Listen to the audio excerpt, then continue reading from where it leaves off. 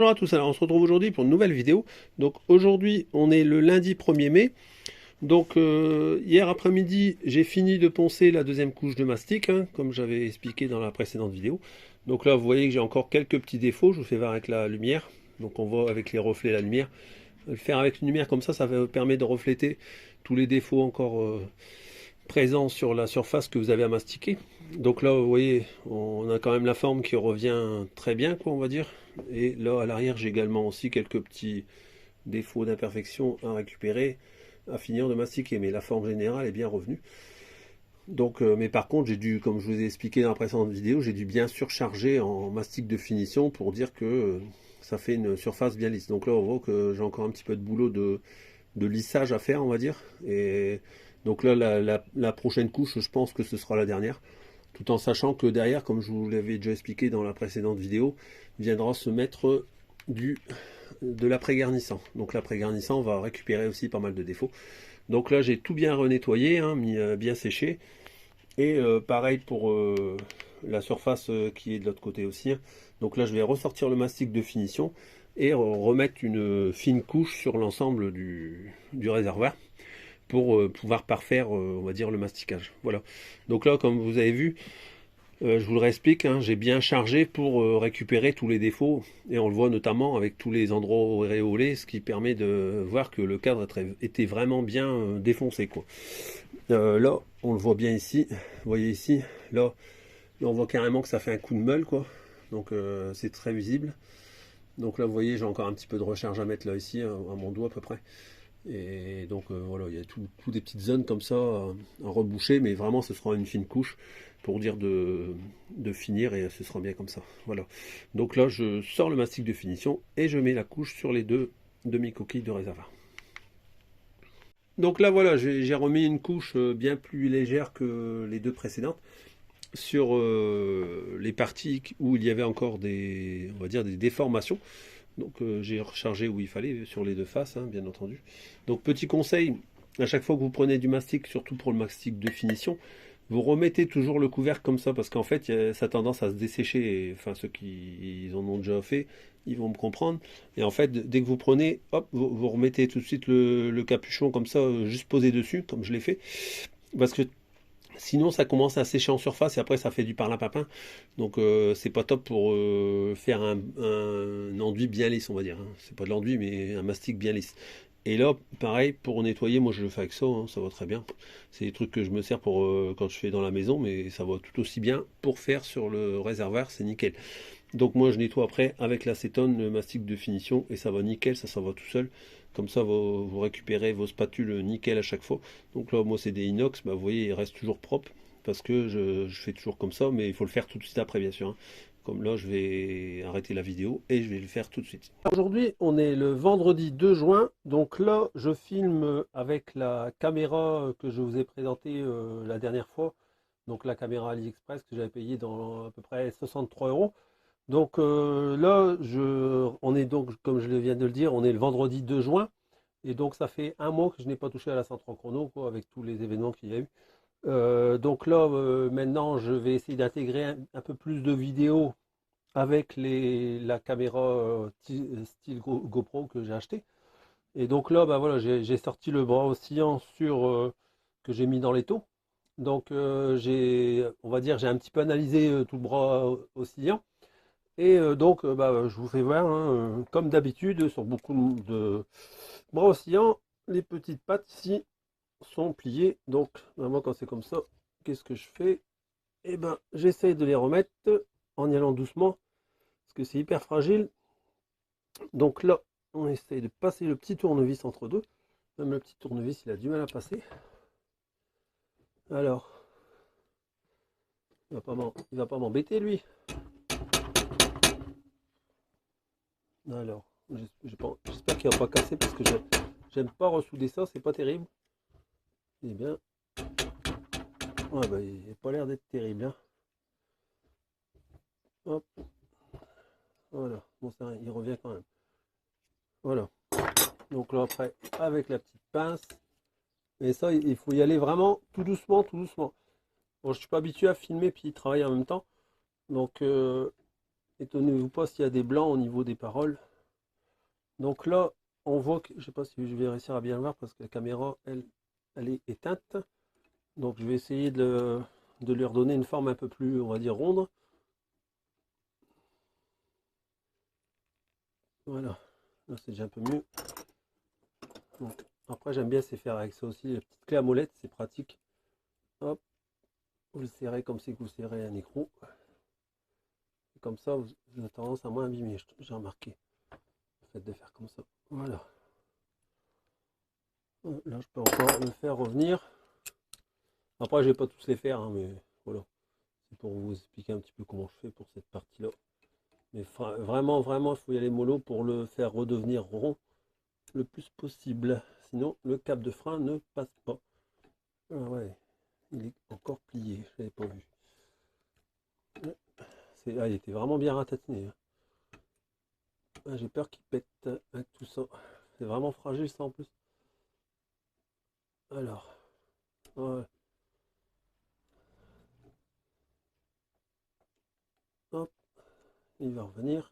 Ouais, c'est vraiment, faudra pas trop le chatouiller comme on dit. Voilà, là c'est à peu près bien. Donc ça tient ce qu'il faut pour le passage de gaine, hein, bien sûr, de câble de frein arrière. J'ai toujours peur de l'écraser net tellement que c'est fragile. Voilà. Bon, je sais pas si on va bien voir. Si j'arrive à cadrer, je vois pas la caméra en fait. Donc voilà. Donc celui-là il est fait. J'ai encore celui-là ici qui est à redresser également. Donc on y va. On va faire. Comme je dis, je vais pas tout filmer, hein, bien sûr. Je vous fais voir deux, trois petites babioles comme ça. Hop. On va celui-là. Voilà. Alors, voilà. Là, il est bien revenu. Il n'y a pas de souci. C'est parfait. Lui, nickel. Voilà. Alors après, j'ai la patte ici. Je sais pas si on va le voir. Je vais retirer la béquille. Voilà. Donc la patte ici, elle n'est plus droite non plus. Alors j'espère que j'ai bien serré mon bras oscillant. Mon bras oscillant, hein, comme j'ai pu déjà ouvert, il y a des faux. Donc là, ici, hop, la grosse clé à molette. Hein, et ça va tout seul. Seule chose, c'est que j'ai pas serré mon étau. Comme... mais bon, ouais, je devrais réussir à l'avoir. Je vais le tenir d'un côté et le redresser de là. Voilà. Hop. Voilà. C'est impeccable. Il n'y a pas besoin de plus.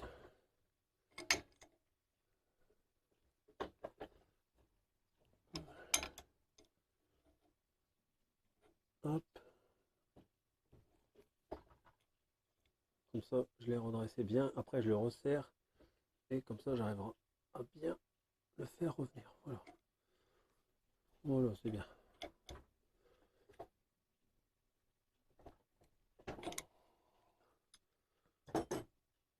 Impeccable. Voilà. Alors, je vais encore vous faire voir quelque chose. Je ne sais pas si on va le voir dans la vidéo. Alors, là, il y a aussi un petit souci. Là, ici, je ne sais pas si je le cadre bien. Je vais voir après, on verra bien.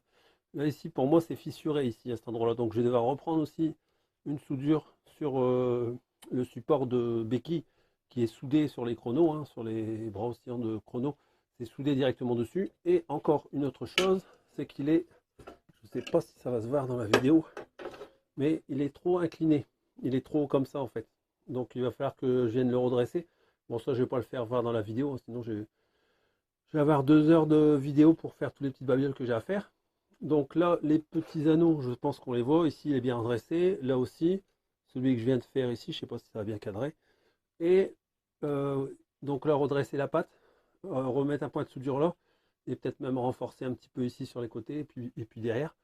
Et puis après, il y a encore ce côté ici où il y a un trou dans le bras oscillant. Alors je vais vous faire voir ma petite astuce que je fais pour ce type de problème là. Vous allez voir, c'est très simple. Je vais me servir de mon poste à souder à l'arc et j'ai une petite astuce pour pas trouver plus le bras oscillant comme il est là, c'est tout simple. Je vous ferai voir ça après.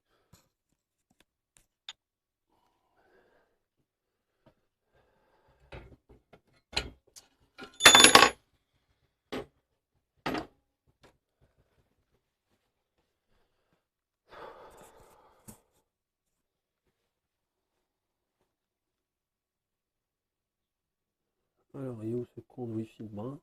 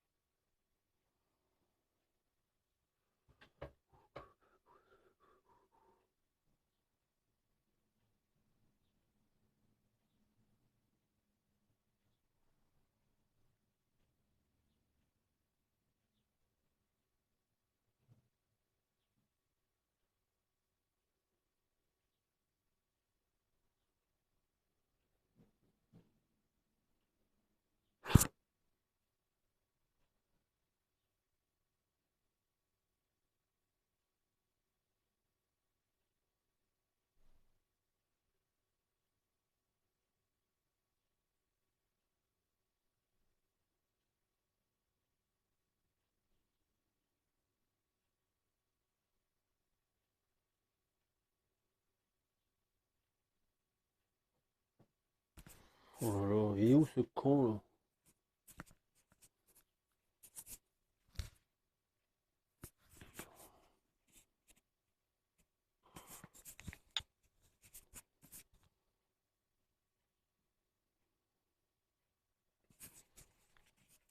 Donc là, un petit détail que j'ai oublié de vous préciser. Donc j'ai changé la résolution de la vidéo. Donc là, je suis en 1080p 60 images par seconde. Donc là, je filme avec ce mode de résolution. Donc là, ce qui est d'intéressant, c'est qu'on peut, en même temps qu'on filme, laisser le smartphone. Ça me permettra un petit peu, vu que je ne suis pas habitué avec ce type de caméra. Donc comme ça, en même temps, je peux voir comment dire, sur le smartphone, je peux voir ce que je fais en même temps et au moins je vois si c'est bien cadré parce que l'écran, comme lui, il est éteint derrière pour économiser la batterie. Donc je vais faire un petit coup de lime. Donc forcément, ça va bouger un petit peu vu que j'ai la caméra sur le torse. Mais là, vous voyez, l'image, elle est quand même plus fluide. Je le vois quand je bouge, en fait. Là, pour moi, ça doit être vraiment du 60 images par seconde parce que c'est pas flou, c'est fluide lorsque je balade ma main comme ça. En même temps, je parle de la caméra hein, parce que, comme j'avais dit, j'allais expliquer au fur et à mesure que j'utilise la caméra. Donc, voilà. Donc là, bon, pour filmer, moi, ça va. C'est plutôt pas mal. Alors, je vais pas vous faire voir toute l'opération. Encore une fois, hein. Sinon, je vais faire des vidéos de 3 heures. Ça va pas trop vous plaire. Donc là, je vais bien limer. Là, j'utilise un lime, c'est parce que j'ai sorti mon smartphone. J'ai pas envie d'aller me meuler avec le smartphone à côté. Comme je regarde en même temps si j'arrive à bien cadrer. Et donc, vous l'aurez compris, je vais faire de la soudure à cet endroit-là où il y a le trou que je dois mettre le. Je vais faire la petite opération comme je vous ai expliqué. C'est un petit peu embêtant de filmer en même temps, je suis pas habitué à ça. Donc là, vous voyez, il y a le trou qui est traversant. Hein. À mon avis, c'est quelqu'un qui a dû vouloir mettre un pot dessus. Et la petite astuce que j'ai en fait, je vais vous expliquer. C'est pas compliqué. Donc moi, je mets une vis sans tête en fait et je coupe la longueur qui est trop longue. Vous voyez. Donc là, ici, c'est une petite vis sans tête. Hein. Et alors, donc là, je la mets ici dedans. Simplement, ce côté-là, il accroche. On avait regardé. Voilà, je vais pas le visser jusqu'au bout, hein, sinon, comme je vous dis. Et l'idée, c'est de la visser complètement dedans. Et après, de couper ce qu'il y a en trop, bien sûr. Et après, je vais mettre un point de soudure de chaque côté. Et comme ça, en fait, vous laissez la vis dedans. On s'en fout. De toute façon, moi, je fais jamais de trou dans les bras oscillants. Donc voilà. Donc ça, comme opération à faire. Après, ici, j'ai également les bagues d'axe de pédalier à changer. Donc j'ai racheté des nouvelles bagues. Hein. Ça, vous en trouvez sur le commerce. Donc, excusez-moi si ça bouge un peu dans tous les sens. Je ne suis pas habitué avec la GoPro sur le torse. Donc c'est des petites bagues de pédalier. Hein. J'en avais acheté des jeux d'avance. J'ai failli en recommander encore une fois parce que là j'attends une commande avec tout déroulement, tout ça pour les roues. Donc ça se présente comme ceci. Et c'est des petites bagues à remplacer. Hein. Donc c'est un genre d'acier, je pense. Et donc là, bah, c'est pour remplacer sur le pédalier. Alors, je vais vous expliquer une chose. Ça, c'est pareil. Euh, je vais vous faire une pause parce que j'ai oublié d'aller chercher le matos. Alors, pour ceux qui ont bien suivi les vidéos sur la 103 CDC, j'avais l'axe de pédalier qui était soudé sur le bras oscillant. Et donc j'avais dessoudé, on va dire, en meulant à la, comment dire, à la Dremel, à la perceuse, etc. Et j'avais réussi à l'extraire de ce fait. Donc, moi celui-là, il va me servir à chasser tous mes bacs d'axes de pédalier que j'aurai à chasser en le mettant dedans et en le mettant un petit peu de travers pour chasser, on va dire, les bacs de chaque côté, quoi. Voilà. Donc là, je vais faire ça tout tranquillement, je vais pas filmer cette opération.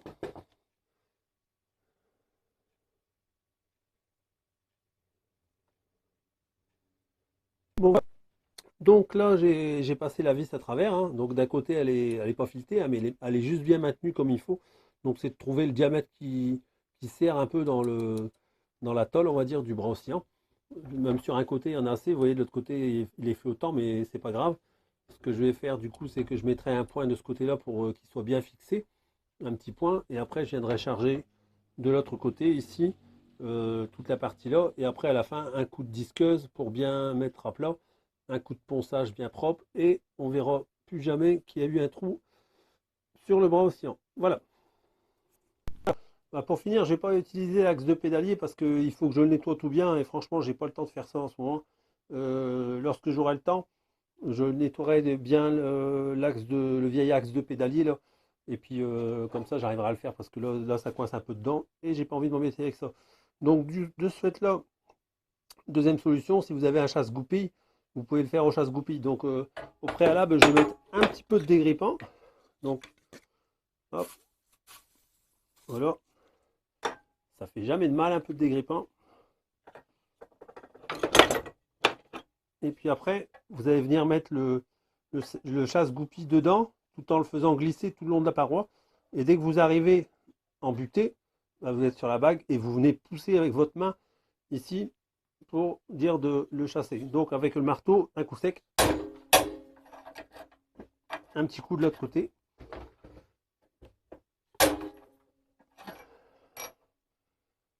Alors, est-ce qu'il est parti? Je crois qu'il a bougé.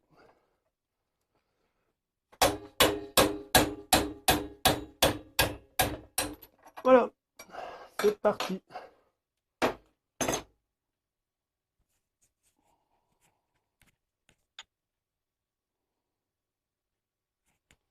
Alors, donc là j'ai retourné le bras oscillant.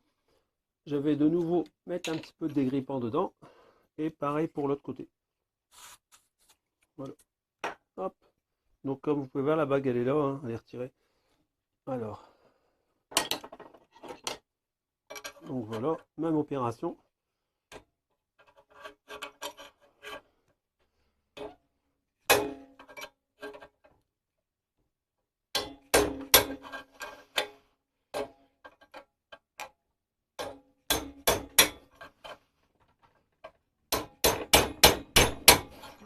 Un peu plus coriace celui-là.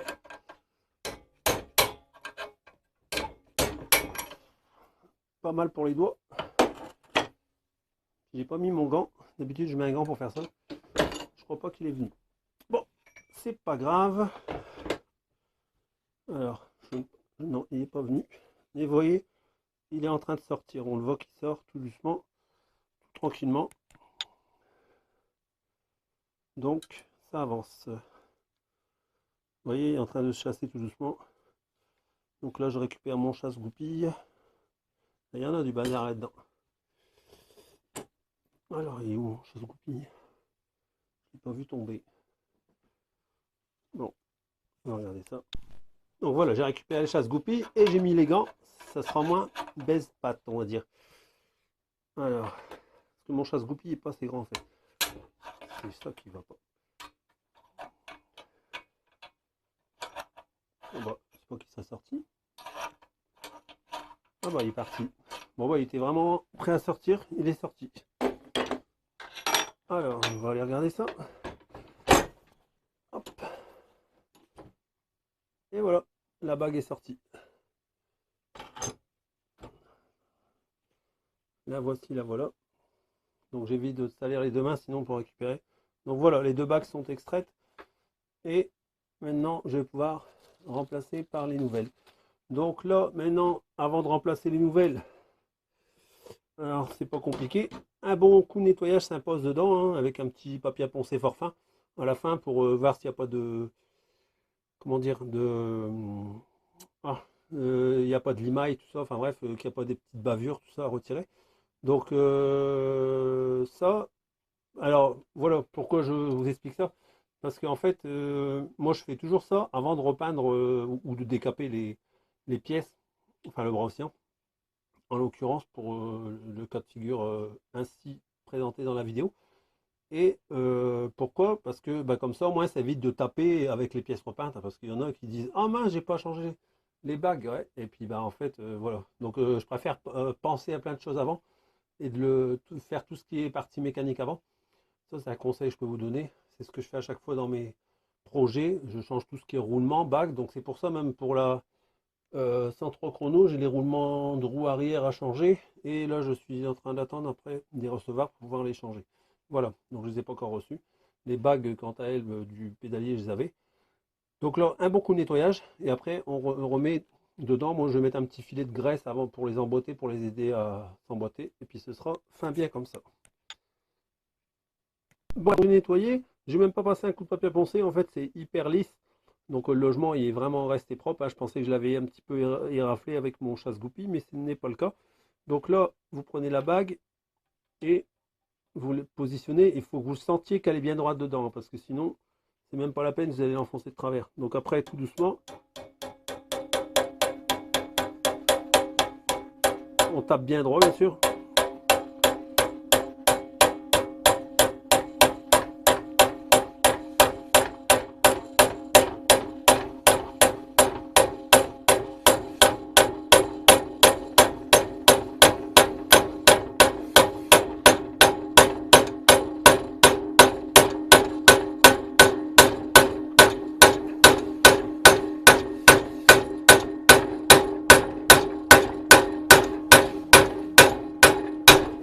Voilà. Là, en fait, on sent le bruit du marteau qui est un peu différent. Il faut arriver bien à fleur. Voilà, là il y a un petit claquement et j'écaille la peinture, donc je suis bien arrivé en butée. Voilà, donc là, première bague mise. Il faut que je regarde pour mettre un axe dedans pour voir si tout passe bien. J'ai retrouvé un axe là qui était vraiment plus potable au niveau du passage à l'entrée là. Donc là, vous voyez, hop, ça rentre, j'ai mis de l'huile, ça rentre, mais c'est serrant, hein, bien sûr. Donc là, je vais pas le rentrer à fond parce que celui-là, il est pas nettoyé. Vous voyez, là, il est sale et tout, il faudrait que je le nettoie vraiment nickel. Mais pour, de toute façon, pour ce bras océan là, je mets un nouvel axe que j'attends. Donc je vais ajuster avec le nouvel axe. Et au pire, si vous voyez que ça a du mal à rentrer, bah vous le machinez dedans, hein, et puis à force, ça va, comment dire, à force de le machiner dedans, de faire à gauche, à droite, ressortir, remettre un peu d'huile, et ben en fait, vous allez réussir à faire le passage. Mais il faut, enfin, moi, les trois quarts du temps, si je vois que l'axe est trop abîmé, qu'on voit qu'il y a plein de coups dans la tête, et ben il faut pas hésiter à le changer, hein. Voilà. Donc là, je vais arrêter là pour aujourd'hui, parce que le temps que je fais les ajustements de caméra, etc., j'ai passé beaucoup de temps, comme je ne suis pas habitué à filmer avec cette caméra. Donc je ne vais pas faire voir le deuxième côté, puisque c'est la même opération, hein, que vous avez vu comment je pratique. Voilà. Aujourd'hui, on est le samedi 10 juin. Donc je reprends un petit peu les travaux sur la centre chrono. Donc j'avais fait l'autre côté, mettre la bague. Donc là je vais mettre la deuxième bague de l'autre côté. Donc j'ai tout bien nettoyé au préalable. Donc là je l'ai juste emboîté un petit peu dedans. Et maintenant je vais continuer de l'enfoncer avec le marteau comme je l'ai fait pour l'autre côté. Donc je ne vais pas vous refaire voir encore une fois l'opération puisque je l'ai déjà fait voir une fois, c'est la même chose. Voilà, je vous fais voir après. Donc là je viens de mettre la deuxième bague. Donc elle est bien à fleur du support de bague. Donc là, l'axe passe bien coulisse bien dedans, bien sûr. Donc là, voilà, hop, ça rentre tout seul. Il y a même le bruit du tire-bouchon. Donc là, je vais le retourner pour le mettre dans le bon sens pour voir si tout va bien. Et puis, ce sera bon pour les vagues. Donc là, j'ai mis l'axe de l'autre côté, hein. Il faut le machiner un peu pour le faire rentrer, bien entendu. Donc là, vous voyez, hop, là, ça tourne, hein. Je mets la clamolette parce qu'à la main, hein, c'est mi-serrant, bien entendu, puisque à la base c'est un axe de pédalier et qu'il y a les pédales qui tournent de chaque côté pour quand on le met sur béquille, qu'on démarre le cyclomoteur, je parle bien d'origine. Et donc là, bah, c'est normal que c'est serrant comme ça. Donc là, c'est bien, j'ai aucun jeu. Donc là, c'est nickel. Opération terminée. Voilà, donc on continue. Bon, sur le bras oscillant, donc là, j'ai gratté un petit peu. Et je me suis aperçu que juste ici, là, à la pliure, il y a une fêlure dans la patte de fixation. Alors au début, j'avais pensé redresser la patte de fixation du bras oscillant, je vous avais dit précédemment, enfin pour vous, hein, parce que moi ça remonte il y a une semaine. Et en fait, je ne vais pas le faire. Pourquoi? Parce que l'épaisseur ici du bras oscillant lui-même est bien plus fine que la patte de fixation ici de la béquille. Donc enfin, ça doit être au moins du 5 mm à vue d'œil ici, là, l'épaisseur. Donc si je commence à essayer de redresser pour remettre un peu plus droit, je vais venir avachir le bras oscillant et c'est pas le but. Donc de ce fait-là, je vais le laisser tel qu'il est, puisque je l'avais prémonté la mobilette. Donc en fait, elle est assez penchée, mais bon, ça va quoi, elle est bien maintenue et ça ne va pas gêner pour le bon fonctionnement, on va dire, de la béquille, etc. Donc de ce fait-là, je vais bien tout poncer ici. Et ce que je vais refaire, c'est que je vais refaire une entaille un peu plus profonde pour venir remettre un cordon de soudure. Et je vais également faire la même chose de l'autre côté. Donc ici, puisque c'est pareil, j'ai regardé, ça fait quand même aussi une petite fissure à cet endroit ici. Donc je vais tout bien gratter, creuser un petit peu, et je vais refaire un cordon de chaque côté pour bien renforcer, pour que ce soit nickel. Voilà, donc là ce sera tout pour le bras oscillant, il y a encore ça, donc les deux cordons à faire. Après ici, je vous avais expliqué également, un point de soudure ici pour reboucher de chaque côté. Après l'autre côté aussi, donc là après que j'aurai mis mon point de soudure, je coupe la tête de vis, et comme ça je viens tout bien meuler, comme ça c'est de nouveau bien plat. Voilà, donc voilà ce qui reste à faire pour le bras oscillant. Donc, alors, donc là comme j'ai de la soudure à faire, je profite, je vais faire d'autres choses en même temps. Alors encore un détail sur le bras oscillant parce que je l'analyse de A à Z, hein, puisque vu de où ça vient, comme vous avez pu voir, hein, il y a eu pas mal de choses débiles qui ont été faites sur cette mob. Donc là ici, vous voyez, j'ai carrément la patte ici du bras oscillant où il y a l'axe de roue qui vient se fixer, qui est complètement tordu. Donc là, je vais redresser ça également avant de faire les soudures. Donc comme ça, j'aurai tout repris le bras oscillant. On revient sur la fourche. Donc là, je crois que je vous l'avais déjà expliqué, hein. Excusez-moi s'il y a des fois je me répète parce que c'est tellement étalé les vidéos qu'il y a des fois je ne sais plus ce que j'ai dit de ce que j'ai pas dit. Et donc là en fait la pâte elle avait été coupée par l'ancien propriétaire, hein. C'est une fourche que j'ai rachetée d'occasion. Donc j'avais redressé, hein, je vous l'avais expliqué. Et donc là en fait il y avait le support qui sert au klaxon d'origine il a été coupé, ben, j'en sais pas pourquoi, mais enfin bref, il n'y est plus. Donc là moi j'ai racheté un nouveau klaxon, hein, qui se présente comme ça avec une patte comme ceci. Donc si je viens la mettre comme cela, eh ben ça ne va pas aller puisque je vais avoir on va dire la partie ici qui vient s'emboîter, qui va venir taper dans le klaxon. Donc je vais me servir de ce support là en fait, et ce que je vais faire, c'est que je vais le démonter, je vais redresser la patte droite et je vais venir replier à peu près ici à cet endroit là. Comme ça en fait ça va avoir pour effet de relever le klaxon et comme cela il viendra bien passer dedans. Voilà. Donc là j'ai monté le cuvelage de phare ainsi que la partie centrale du cache-fourche. Donc là je ne suis pas en contact, je suis à peu près on va dire avec mon support, il faut que je le mette à un peu moins d'un centimètre du support de cage à billes du T inférieur. Et là je suis bien, j'ai de l'espace en haut, j'ai également de l'espace en dessous au niveau du klaxon vu qu'il y a un incurvé dans le T de fourche inférieure enfin, dans le T de fourche inférieure. Et sur la partie avant, on est plutôt pas mal. Après voilà, c'est du centrage à faire, mais là il sera vraiment très bien comme ça. Donc là je vais faire un repère sur le T inférieur pour avoir l'emplacement exact, hein. Bon, en gros je retiens à peu près 1 cm et je suis là, je suis bien. Voilà. Donc là c'est nickel.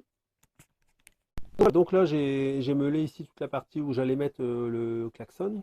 Et alors qu'est-ce que je voulais regarder? Ouais, là j'ai mis un coup de lime pour bien adoucir, pour pas que ce soit tranchant, et je le laisse comme ça, hein. De toute façon c'est une partie qui est cachée, donc il n'y a pas besoin de d'en faire plus. Donc là maintenant sur la fourche, je vais vous faire voir quelque chose d'autre. Là j'avais acheté des nouveaux caches latéraux. Donc là je vais vous faire voir, je vais mettre des anciens et je vais vous faire voir la différence avec les nouveaux. il y a des petits correctifs à appliquer pour dire que ça rentre bien dedans. Je vais vous faire voir ça tout de suite après. Voilà, j'ai remonté la partie centrale du cache-fourche et ainsi que le cuvelage de phare. Donc j'ai pas vissé, hein, c'est juste pour vous expliquer. Donc là, je vais emboîter comment dire, un vieux côté latéral. Donc ça, c'est un cache qui est d'époque, hein. Il est dessus, il a l'année 80 indiqué dessus. Donc c'est vraiment un d'origine Peugeot d'époque. Donc là, je vous fais voir. Attendez que je retrouve l'endroit. Ça va y aller. Hop, voilà. Donc vous voyez, ça rentre nickel dedans. Vous avez, j'essaie de vous le faire voir assez près. Donc vous voyez ici, ça suit bien. C'est bien enclenché tout partout. Tout est bien aligné. Ici, il n'y a pas d'écart. Et pareil pour le côté, on est bien rentré. Bon, bien sûr, j'ai pas mis comment dire, le petit écrou de serrage qui est à l'intérieur. Et on voit que tout vient se positionner correctement sur tous les côtés de la fourche. Même à l'arrière, c'est nickel, il n'y a rien à dire. L'alignement est bon. Sans serrer, on voit que ça passe déjà bien. Maintenant, je vais vous faire voir avec les nouveaux caches latéraux que j'ai achetés récemment donc pour restaurer. Alors pourquoi je ne mets pas les anciens, je vais vous le dire, c'est parce qu'en fait il y a un téton sur deux qui est cassé. Donc là, voilà l'adaptable qu'on achète aujourd'hui. Donc là, vous voyez, je vous le fais en live, hein, je vous mens pas. Donc vous voyez ici, j'ai presque 5 cm d'écart. Et je sais pourquoi, hein, je vais vous expliquer pourquoi après. Là ici, c'est pas bien positionné. Là en haut, c'est à peu près bien, on va dire, hein, avec l'écrou, ça fera l'affaire. Donc on voit qu'il y a à peu près le même écart des deux côtés, que ce soit de l'ancien sur le nouveau. Si on appuie un petit peu, on voit que ça force un petit peu quand même. Il faut que j'appuie pour que ça vienne bien effleurer le cuvelage de phare. Je vais y arriver. Donc là, même si on veut être perfectionniste, on regarde ici et à cet endroit-là, on voit que là, c'est bien à fleur des deux côtés. Et de ce côté-là, il descend un petit peu plus bas, hein. Donc vous voyez, c'est pas tout à fait la même cote qu'un origine. Mais bon, c'est pas ça le problème. Donc maintenant, je vais vous expliquer pourquoi ça fait ça au niveau des nouveaux caches latéraux. Et ceux qui en ont déjà monté, ils vont comprendre. Malheureusement, s'ils l'ont déjà monté, ils vont devoir redémonter pour faire l'opération que moi je vais faire. C'est pour ça que je conseille toujours de tout essayer avant de faire le montage final, parce qu'on ne règle pas les problèmes quand on a fini toute la peinture. Il y a plein de gens qui le font. Vous voyez, même ici, je viens de le voir, il y a la vis ici qui vient ici pour fixer. On voit qu'on n'est pas en face, alors que l'autre, je suis complètement en face. Je ne sais pas si vous le verrez dans la vidéo, mais voilà. Donc, maintenant, je vais vous expliquer pourquoi. Donc, je vous démontre ça, et vous allez comprendre tout de suite, car je sais d'où ça vient. Alors, j'espère qu'on voit bien, parce que la caméra s'éteint, donc j'espère que j'aurai bien cadré. Donc, j'essaie de vous faire voir correctement. Donc là, je les ai mis en opposition, bien sûr, pour vous faire voir. Et là, si vous regardez à l'intérieur, ici, sur l'ancien, je n'ai enfin, on va dire aucune patte qui est à cet endroit-là. Et là, sur le nouveau, il y en a une. Donc c'est ça qui vient bloquer quand on l'enfonce dedans et qui fait ressortir le cache. Et c'est pour de ce fait-là, en fait, qu'il n'y a pas on va dire l'appui qui est correct et ça vient forcer dessus, de ce fait-là. Donc après, pareil, là ici, pareil, la finition, bon, de l'autre côté, on voit légèrement, mais quand je touche, je passe mon doigt, et que là, mon doigt, il reste accroché dessus, hein. Donc là, pareil, il faut ébavurer, enfin, ouais, il y a beaucoup de rattrapage à faire. Encore une fois, c'est vraiment, encore une fois, je le dis toujours, c'est vraiment d'adaptable. Donc sur toute la surface, là, il y a tous les petits tétons à reprendre. Donc voilà, rien que pour des caches comme ça, il faut vite repasser, allez, 20 minutes, une demi-heure pour tout bien remettre à plat, pour qu'il n'y ait aucun endroit qui bloque. Donc la partie du bas, on voit qu'ici c'est un peu plus court que les anciens, si on met bord à bord.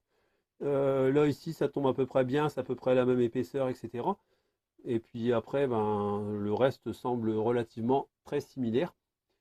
Donc là, moi je vais m'atteler à retirer la partie ici pour ne pas être dérangé pour le poser. Et je vous fais voir ce que ça donne tout de suite après. Alors, moi pour y remédier, donc déjà, premièrement, j'ai fait un repère en noir pour ne pas me tromper de côté, hein, parce que vu que je fais les deux côtés, et donc je vais le faire à la Dremel, hein, je ne vais pas m'embêter, je vais retirer le plus gros à la Dremel, je vais y aller doucement, et puis on va voir ce que ça donne après.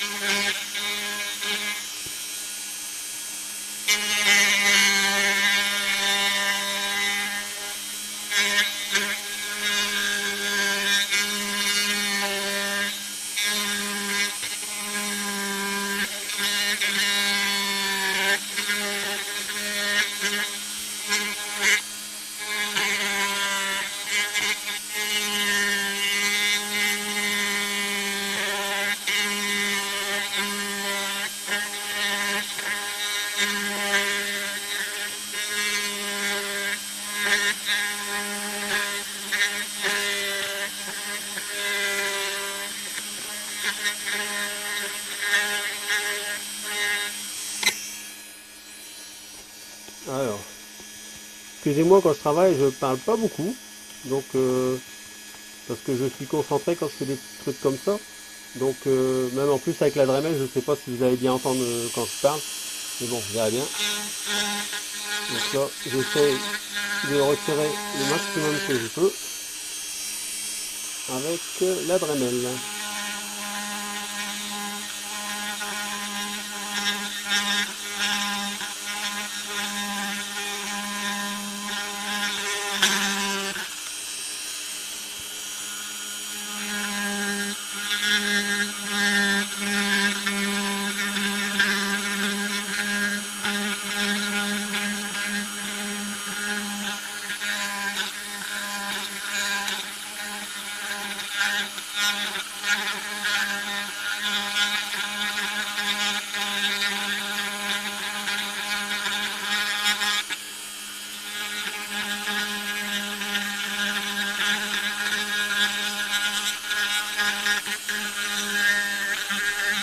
Là, je vais faire le petit téton avec, le temps qu'il est sur mon chemin.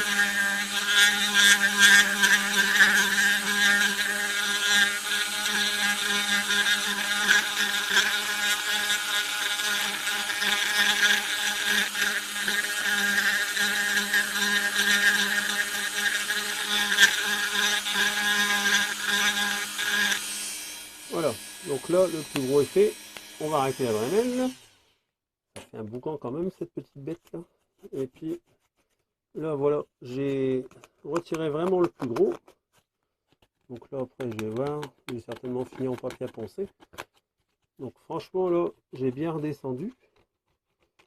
Et puis là, on va finir avec du papier à poncer pour que ce soit bien lisse. Donc je prends le papier poncé, je vous fais voir ça tout de suite. Donc là, j'ai retiré toutes les parties que je vous ai fait voir. Donc je ne suis pas encore tout à fait bien, on va dire, bord à bord. J'ai récupéré, on va dire, au moins 3 ou 4 mm sur. La partie en bol s'enclenche plutôt bien. Donc là, je laisse l'ancien pour vous faire voir la différence. Là, vous voyez, j'ai à peine 1 mm à tout casser, on va dire, d'écart. Hein. Et quand je rapproche, j'ai à peu près 0,5 quand il est bien positionné.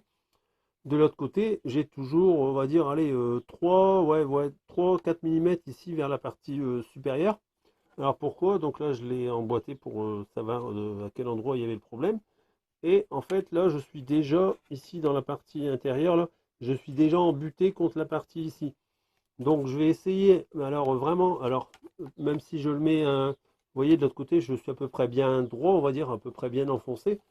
Donc je pourrais encore à la limite jouer un petit peu entre l'avant et l'arrière pour répartir le jeu entre l'avant et l'arrière, quoi, on va dire.